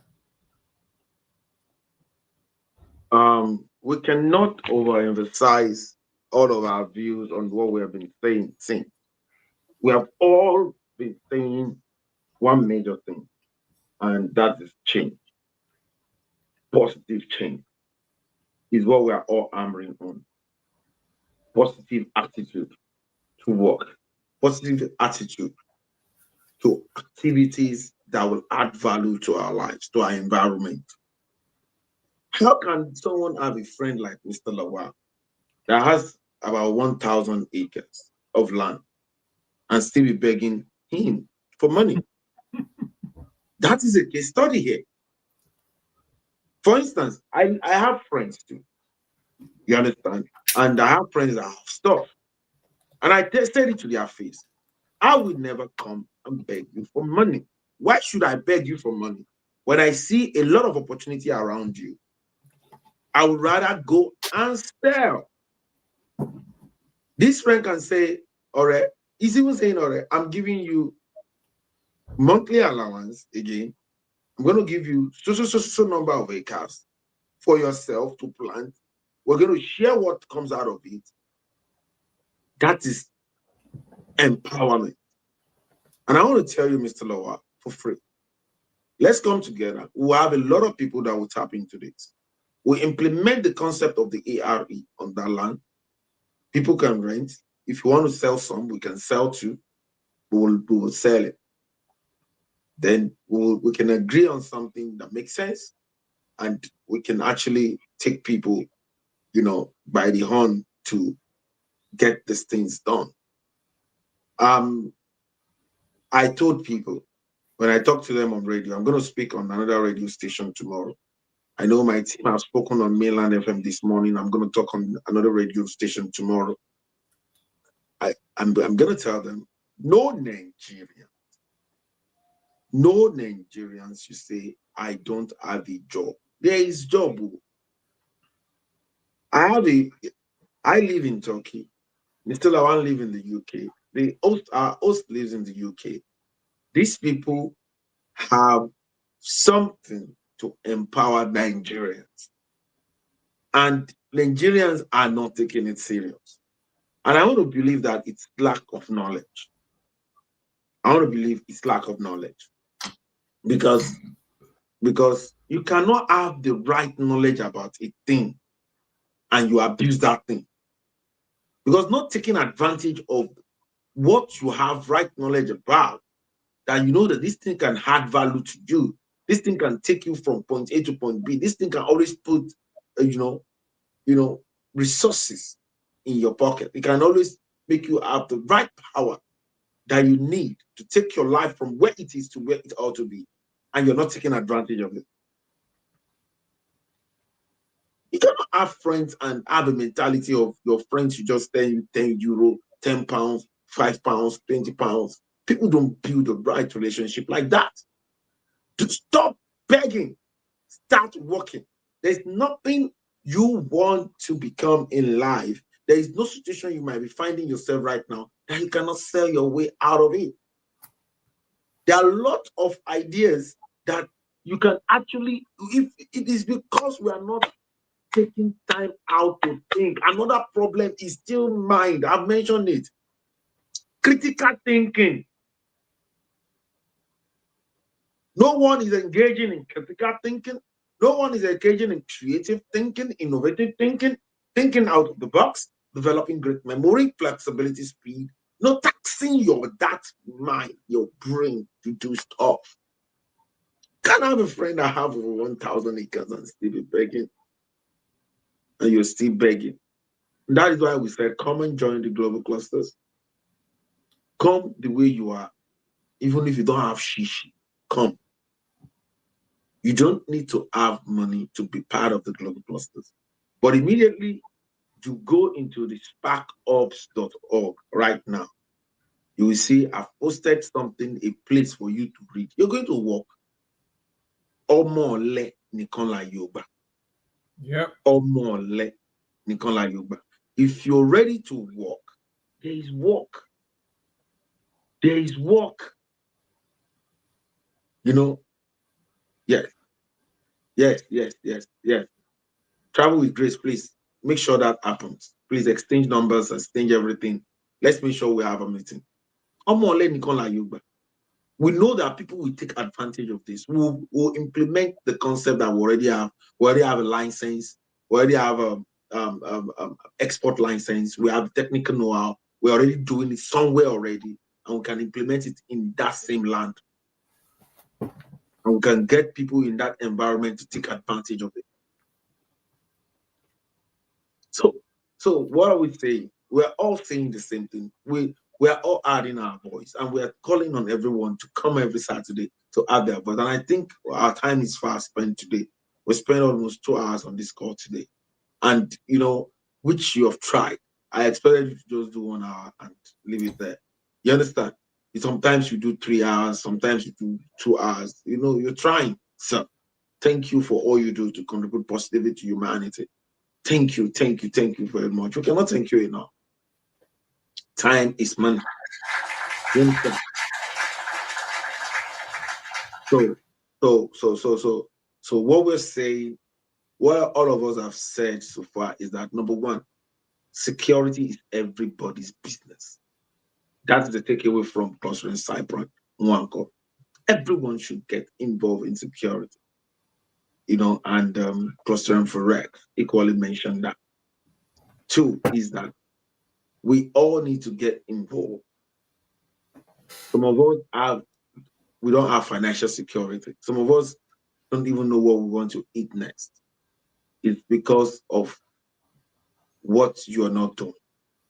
There is something you need to do. You understand? You need to look inward. You need to understand yourself.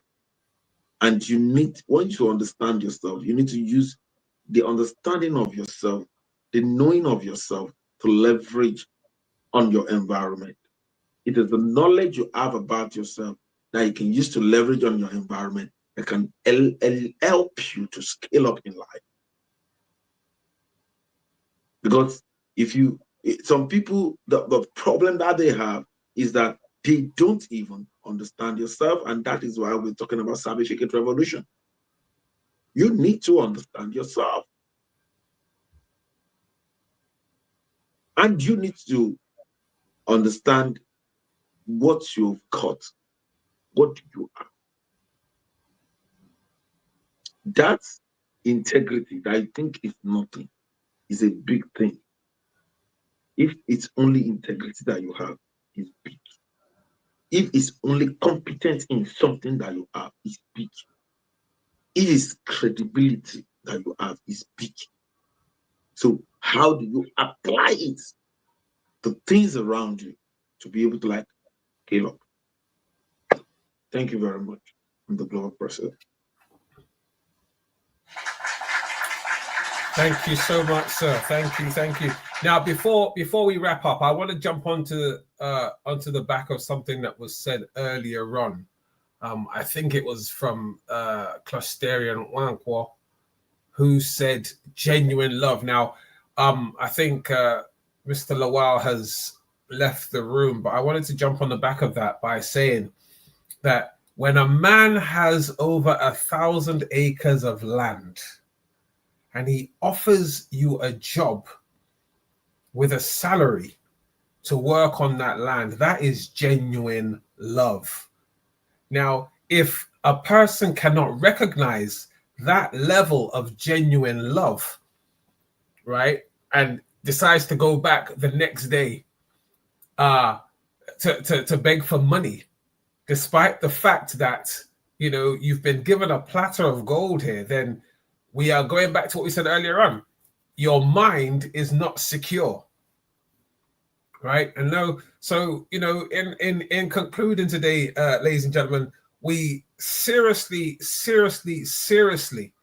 need to secure our minds, right? We need to secure our minds. Don't just think about the money that you haven't made yet.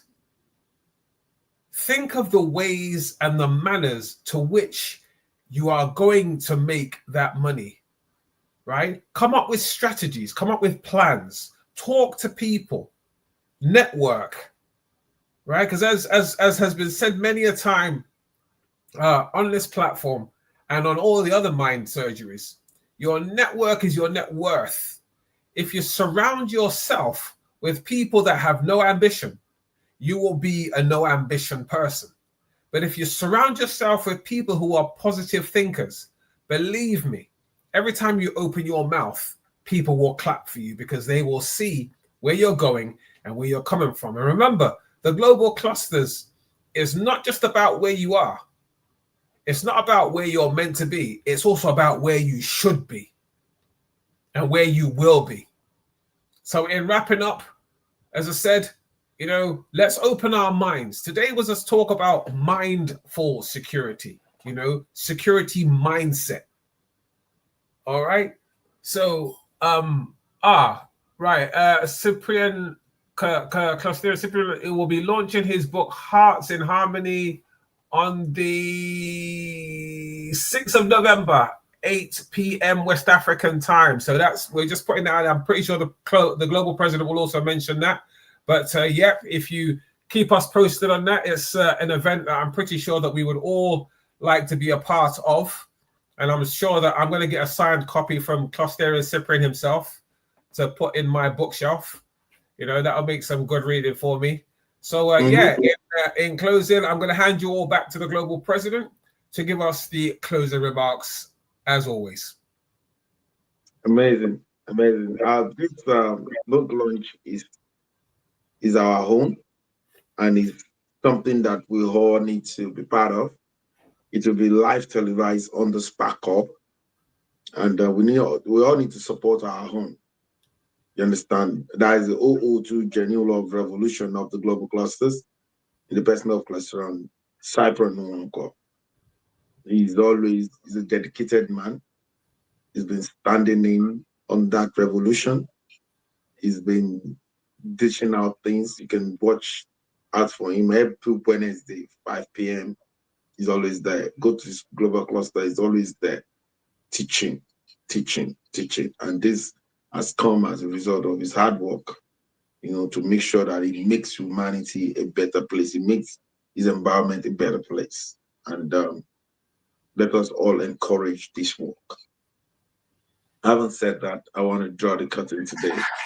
But who are we? We are a consortium of professionals or aspiring professionals, technocrats or aspiring technocrats, entrepreneurs or aspiring entrepreneurs, where we share accurate knowledge of our industry. Why? Because it gives us the right power, accurate information, because that is the bridge between where we are and where we ought to be. Accurate connection, because to whom we are connected to determines what we collect. We are not just a social media platform with a marketplace with the best monetization on earth. We are the first nation-building social media platform on earth. Proudly Nigeria, proudly Africa, to the world for nation building. We're a mining up for professionals or technocrats and entrepreneurs. To join us in free, just go to the sparkhubs.org. It's spelled THESPARKHUBS.org.